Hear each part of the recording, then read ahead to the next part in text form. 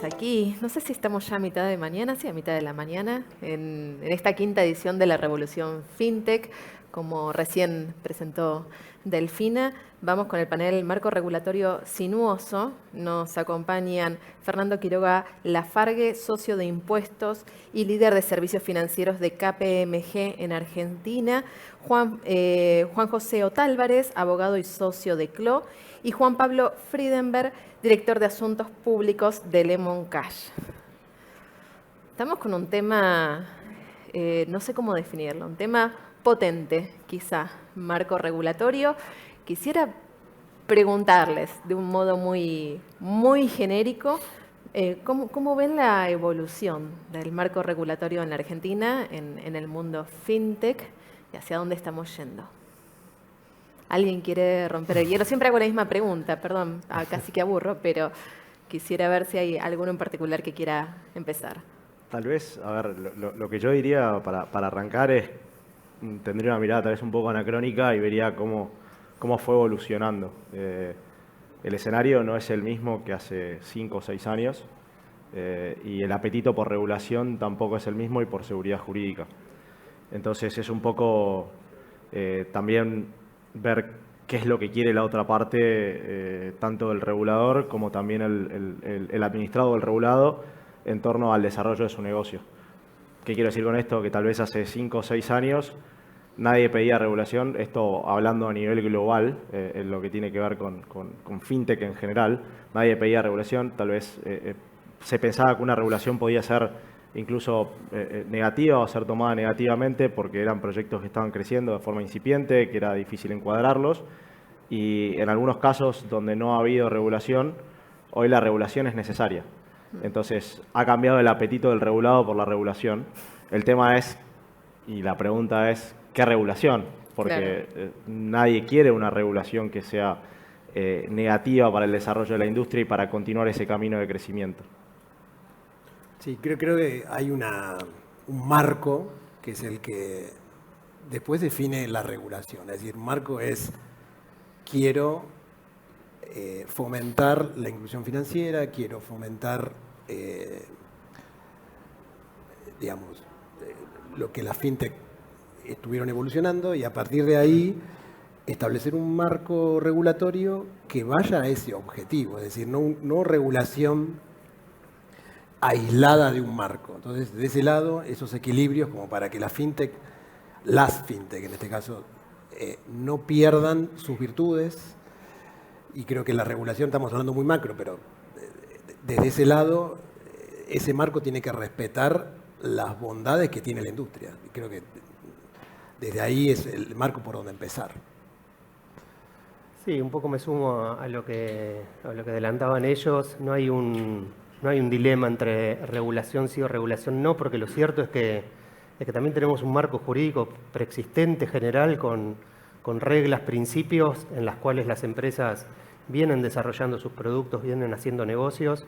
En el caso de Lemon, es una empresa dedicada, entre otras cosas, a la vertical cripto, donde suele hablarse de la ausencia de regulación, pero lo cierto es que ese marco jurídico preexistente no ha impedido que innovemos con productos como una tarjeta Visa, con la cual cualquiera de nuestros 2 millones de usuarios puede realizar sus consumos en toda la red de comercios afiliadas a esa red, a Visa, y sacar una colección de NFTs.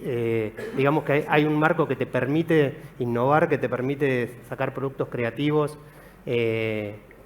Y lo cierto también es que ese marco preexistente a veces puede ser utilizado o puede ser interpretado de mala forma por reguladores o por cualquier operador del sistema. Entonces creo que hay que encontrar ese óptimo que permita justamente asegurar ese ambiente de innovación, ese ambiente de creatividad, ese ambiente que permita a los usuarios mayor inclusión, con un ambiente cuidado, mitigando los riesgos tanto individuales como generales y sistémicos, ¿no? Creo que hay, perdón. Sí, por favor. Lo que necesitamos es una política de Estado que vaya a un rumbo. Y a partir de eso, un poco lo que Juanpi mencionaba, esas colisiones que podemos tener con, yo agrego el tema de organismos fiscales, etcétera, etcétera, eso, a partir de que existe una política de Estado que un poco tenemos la expectativa y las ganas de que eso venga con cambios políticos, eso va a ayudar a que esa orientación en relación a dónde va la industria sea una línea más definida y no tengas esos obstáculos intermedios. Después va a ser un gran desafío armonizar y articular intereses varios, pero ni te cuento los impositivos, pero habiendo una línea y que esa línea el Estado Nacional la deje clara y trabaje de manera sustentable en que eso avance todo el tiempo, creo que va a ayudar a que todo vaya para mejor. Hoy no ves una política de Estado. Te la tiré así de Me la dejaste picar. No, la verdad que no. Una política en ese sentido, yo creo que en lo enunciativo todo el mundo está totalmente de acuerdo en las bondades, en lo que implicó el proceso FinTech en materia de inclusión financiera. Sí. Nadie tiene dudas, sentados en reuniones con funcionarios, pero no hay duda alguna. Ahora, luego pesan otras cosas. Claro. Y esas otras cosas a veces tienen esas urgencias de las recaudaciones, la necesidad de recaudar, etcétera, etcétera, que hace que esto quede en lo enunciativo, en la coincidencia discursiva, pero en la práctica no lo ves como una política firme que vaya para este lado. Yo, y me adelanto en mi nicho impositivo, creo que el milagro, porque realmente yo lo califico como milagro, que llevó adelante la industria en materia de formalización de operaciones, es algo que cualquier funcionario público lo debe cuidar, no involucionar, ni hablemos, y lo tiene que mantener. Eso que se ha dado entre el desarrollo de la industria, el desarrollo tecnológico, la pandemia mediante, eso es algo que yo no lo tenía en vista que suceda y sucedió. Segmentos muy esquivos a la formalización de operaciones y esos segmentos con total naturalidad tienen una trazabilidad hoy perteneciendo al sistema. Creo que ahí es un poquito lo que hay que cuidar. Más regulación, Dios, muchas veces se habla de eso, sí. ¿Mayor regulación limita o fomenta el crecimiento del sector? A ver, de alguna u otra manera, hay veces donde la mejor regulación es aquella que no está. Y depende para mí de una cuestión de timing. Desde el momento en donde hoy, a los efectos de asesorar con nuestros equipos, tenemos que ver legislaciones que cuando el legislador las sancionó ni siquiera tenía en consideración estos tipos de nuevos negocios, estos tipos de nuevas herramientas, tokenización, cripto, etcétera. Por ejemplo, la ley de entidades financieras es del año 72, si no me equivoco. Es una ley bastante antigua que, antigua a los efectos de este tipo de nuevos negocios. Entonces, el legislador a la hora de pensar la ley y el espíritu de esa ley no contemplaba la existencia de todo lo que existe hoy. Por lo tanto, muchas veces terminamos asesorando por analogía, llegando a conclusiones por analogía, Claro. asimilando algunas cosas que el legislador previó a cosas parecidas que existen hoy, pero que tienen tecnicismos en los cuales no aplica muchos de los temas que terminan tomándose como conclusiones. Y ahí es donde están las grandes diferencias con el regulador o con quien se ocupa de aplicar la ley. Además de otro tema que es importante, que es el tema del conocimiento técnico. Es decir, es complejo para el regulador, si bien los tiene y los está desarrollando, los cuadros técnicos para poder entender y comprender los distintos negocios que están. Y muchas veces lo que nos ha pasado en nuestra experiencia es que han venido con toda la humildad muchas veces y también con todas las ganas de aprender a intercambiar experiencias y enriquecerse ellos para después encarar el camino regulatorio. Entonces, tal vez no es si es más o menos regulación en respuesta a la pregunta, sino cómo se hace esa regulación, con qué información, con qué contenido y fundamental en qué timing y en qué momento. Porque no es lo mismo tal vez hace 5 años que ahora, donde probablemente, como bien dijo Fernando, el ecosistema ha crecido mucho, da muchísimo trabajo y hay otros intereses en juego también. Coincido también en encontrar ese óptimo. El desafío, el gran desafío es encontrar ese óptimo entre una regulación que permita seguir innovando, seguir creciendo, incluyendo cada vez más cantidad de personas con productos que le faciliten la vida financiera, y al mismo tiempo esta mitigación de riesgos para que la gente acceda a estos productos de una forma con conocimiento de lo que está adquiriendo, de lo que está consumiendo, con seguridad, con toda la mitigación de riesgos que pretende cualquier regulación. Ahí, complementando lo que mencionaban ellos, Sí. hubieron circunstancias donde hay, por ejemplo, normativa fiscal que está pensada para el e-commerce, y esa normativa fiscal es estirada para que después le aplique a muchos otros aspectos. Y somos nosotros, desde la Cámara, los que vamos a buscar al fisco, como para, en ese caso, buscar una regulación que vaya adaptándose a los cambios que la industria propone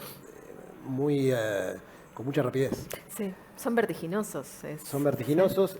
Muchas veces el funcionario los aprende de lo que va escuchando y nosotros también como interlocutores. Por eso creo que es súper importante que haya un diálogo fluido entre la industria y los fiscos, porque si eso no existe, alguien puede decir, bueno, diálogo fluido, los fiscos, pero si eso no existe, créanme que es peor.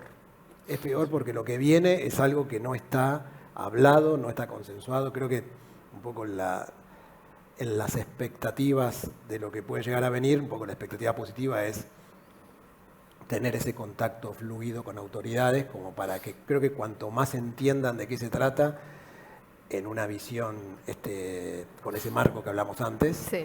creo que va a ser bastante positivo y nos va a ayudar a tener normativas que no obstaculicen ninguno de los desarrollos que tiene la industria.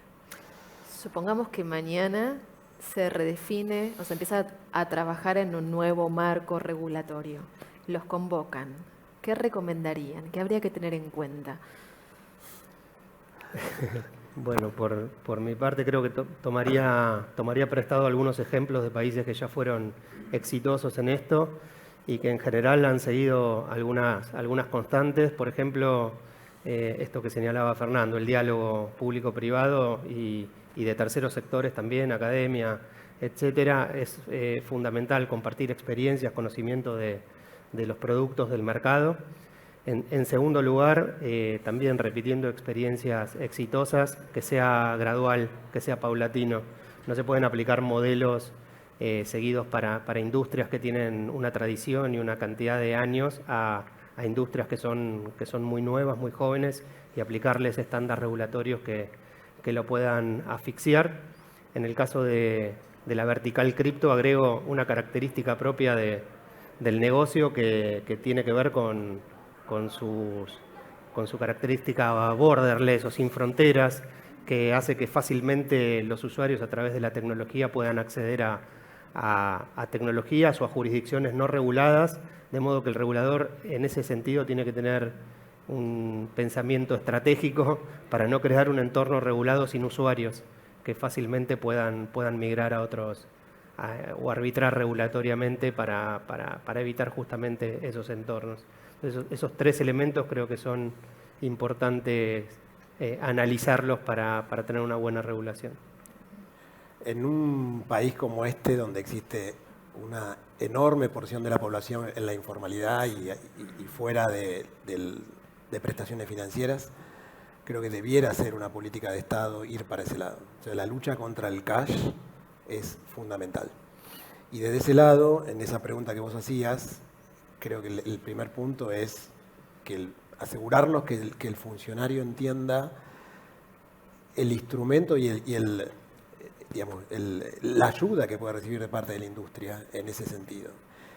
Y desde ese lado habrá oportunidades donde establecer alguna mayor regulación, y habrá momentos donde tal vez sea mejor dejar jugar como para que eso se desarrolle, y creo que un poco lo interesante de la etapa que viene es avanzar en ese sentido, ¿no? de si todos nos ponemos de acuerdo en relación a que la informalidad es uno de los principales problemas, que después aparece en lo impositivo en cuanto a una carga fiscal desigual, bueno, trabajemos en cuanto a agrandar el segmento de lo formal. Y creo que la fintech en ese sentido, en todas sus verticales, incluso cripto, como decía Juanpi, en ese sentido tienen un rol de colaboración total. Hay un concepto importante que así como existe la competencia fiscal, las jurisdicciones offshore y los distintos tipos de estamentos a nivel impositivo, empieza a aparecer en el mundo lo que es la competencia regulatoria a partir de estas, digamos, nuevos negocios y nuevas formas de hacer negocios, como decía Juan Pablo, borderless o sin fronteras, en donde el usuario es quien elige de alguna u otra manera en qué jurisdicción y de qué manera y bajo qué reglas quiere estar. Y los estados, así como en cualquier otro sistema, van a tener que competir regulatoriamente para brindar la mayor seguridad jurídica y al mismo tiempo el mejor desarrollo para esos productos. Básicamente es un concepto decantado de la competencia fiscal misma. Y el usuario, así como en algunos casos elige dónde quiere tener sus activos o el contribuyente o lo que sea, también el usuario va a poder elegir y forma parte de ganar libertades bajo qué reglas, bajo qué jurisdicciones quiere que su operación o su vinculación se lleve adelante en base a, de vuelta, si tal o cual país ofrece una licencia más o menos competitiva, si tal o cual país ofrece un tratamiento mejor o peor de su relación con su proveedor.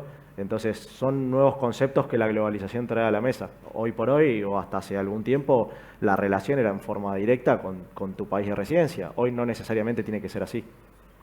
Es increíble cómo está cambiando todo, cómo se transforma también el sector, cómo se fue transformando nuestras vidas en tan poco tiempo. Digo, si miramos hacia atrás, si miramos incluso como consumidores, cómo nos movíamos en muy poco tiempo, los cambios fueron abismales y cada vez se aceleran más. Juan Pablo, en este aspecto, ¿cuál crees o cómo considerarías que es el rol que tienen las fintechs en la economía digital del país y el potencial que pueden tener también? Bueno, lo que vos decías, la economía digital está cambiando, viene cambiando y va a seguir cambiando la vida de todos nosotros, cómo viajamos, cómo nos relacionamos, cómo nos transportamos, y creo que el sector fintech tiene un rol fundamental en hacer accesible, en hacer utilizable esa economía y hacerlo respecto de millones de personas que no tienen acceso a productos financieros tradicionales.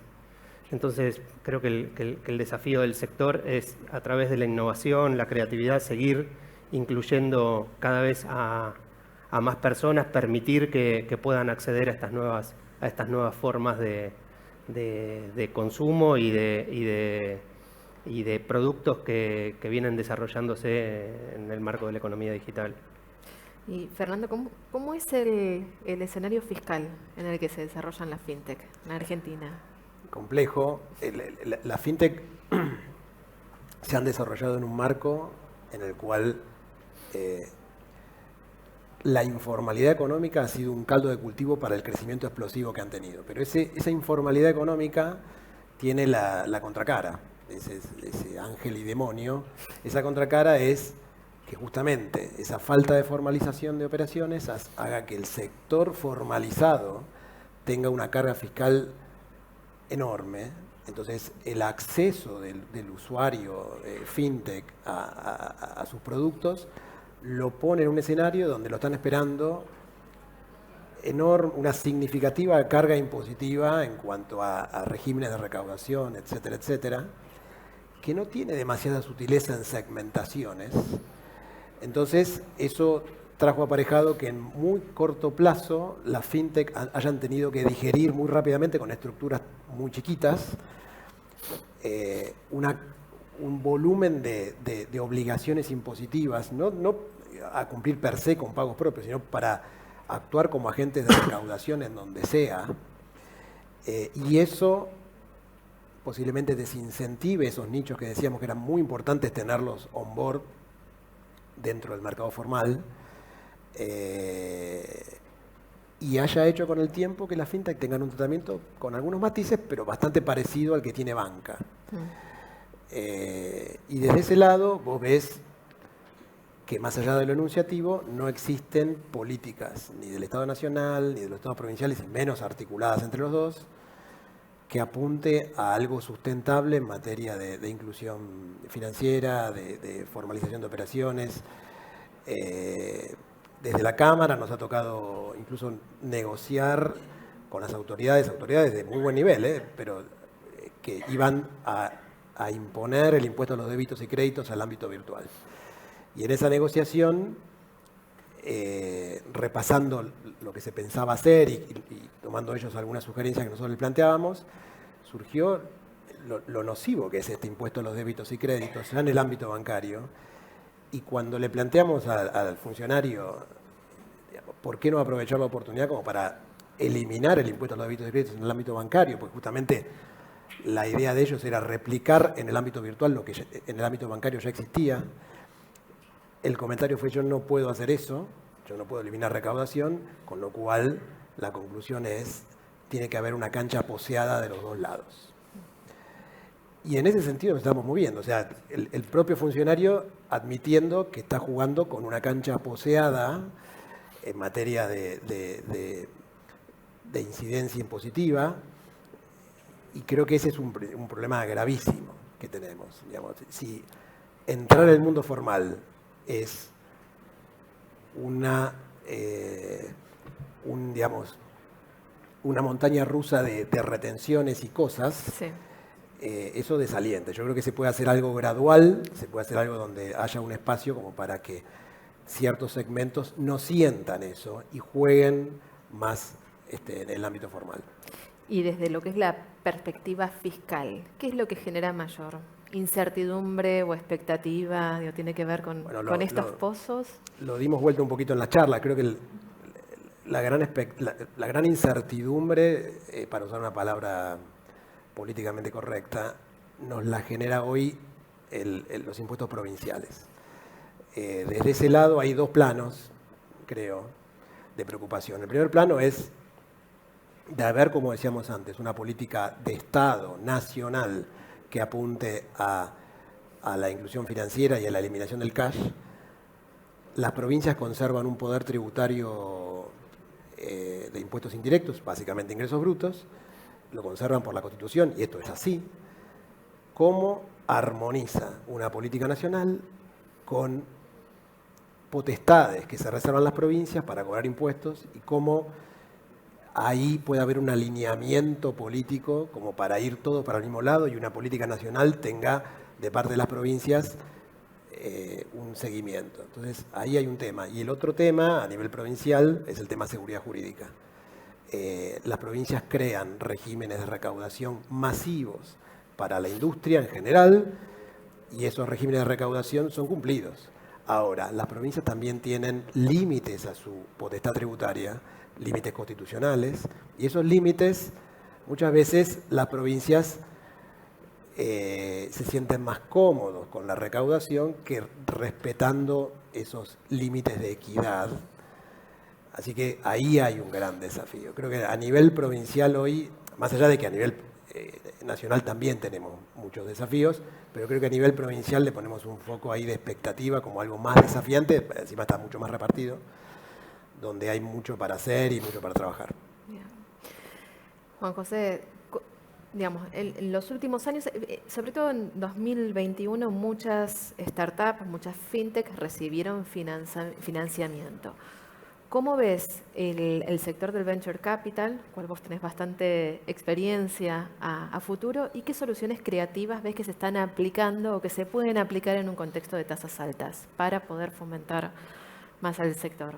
Bueno, es un buen punto y creo que está bastante conectado con el tema regulatorio, porque en definitiva lo que sucedió en el proceso 2021-2022, donde muchas empresas argentinas o startups argentinas se financiaron tanto a nivel local como con fondos de VC extranjeros, aprovechando un poco el momento de liquidez que había fruto de las consecuencias de la pandemia. Lo que permitió fue impulsar y desarrollar muchísimo el ecosistema. Esto justamente lo que trajo como beneficio es que no solo que las empresas crecieron, sino que además muchos de los temas que estamos tocando hoy se pudieron poner sobre la mesa. ¿Por qué? Porque, digamos, hubo muchos cuadros técnicos que dejaron lugares importantes en muchos otros lados para venir a este sector, porque ese interés se pudo cristalizar. A veces había mucha gente interesada en todo lo que tenía que ver con fintech, en todo lo que tenía que ver con tecnología, pero justamente no existía tanto lugar para que esos profesionales, esos recursos pudieran venir a desarrollar el ecosistema. Entonces eso pasó en ese proceso. Hoy el escenario es otro, pero lo que permitió, digamos, toda esa época fue poner sobre la mesa estos temas que estamos hablando. Al mismo tiempo también, obviamente, durante todo ese proceso, la base de usuarios, de interesados, no solo en venir a trabajar o a desarrollar o a construir, creció, sino también la base de usuarios, la base de personas interesadas, pues también los productos crecieron y las soluciones fueron ocurriendo y bueno, y eso generó muchísima atracción. En respuesta a la pregunta y luego esta intro, hoy es un contexto completamente distinto, tasas altas, es muchísimo más difícil financiarse, por lo tanto entiendo que lo que hay que discutir son modelos de negocio sustentables, modelos de negocio que permitan que las compañías escalen más proporcionalmente y menos exponencialmente, donde la seguridad jurídica esté sobre la mesa, porque en definitiva todo crecimiento proporcional lo que necesita es previsibilidad. Y la previsibilidad te la da un marco normativo claro y serio. Nosotros en CLO, a ver, lo que nos pasa muchas veces es que, por ejemplo, buscamos siempre estar del lado de la innovación. Es decir, buscamos, no asesoramos, por ejemplo, bancos, salvo en cuestiones vinculadas a innovación o a cuestiones vinculadas con desarrollo de productos, pero netamente sobre innovación dura. Entonces, de alguna u otra manera, hay un momento de adecuación de todo eso que se construyó en este tiempo que tiene que bajar a norma.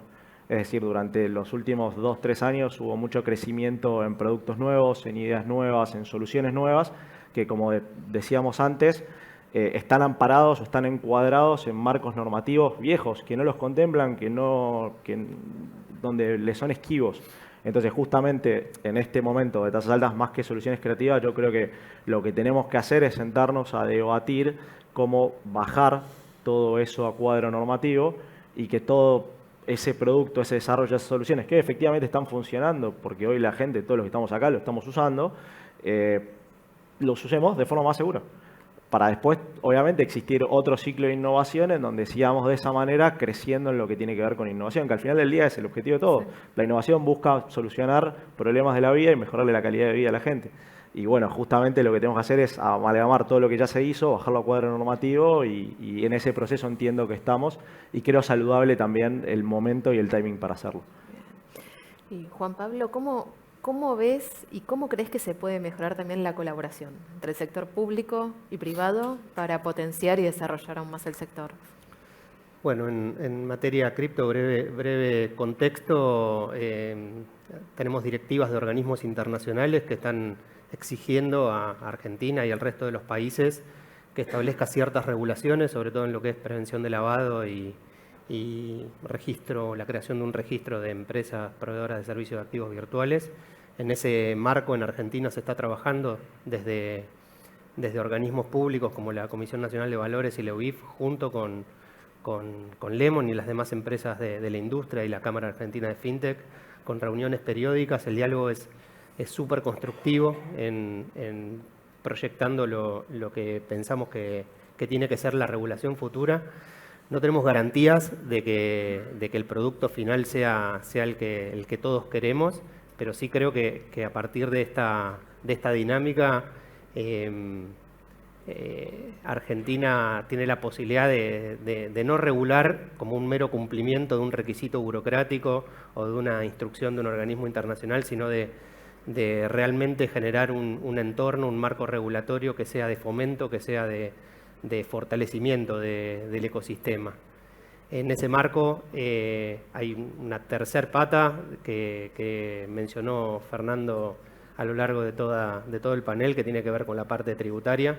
Desde Lemon hemos también impulsado una propuesta que se está trabajando dentro de la Cámara Argentina de FinTech sobre cuál tiene que ser el tratamiento tributario del sector, acompañando a esta regulación que venimos trabajando con distintos organismos. Creo que, de nuevo, es una oportunidad para que Argentina no pierda otra oportunidad de ser parte del futuro de las finanzas. Bien, buenísimo. Bueno, muchísimas gracias Juan Pablo, Juan José y Fernando por acompañarnos. Gracias a ustedes también. Seguimos con el próximo panel.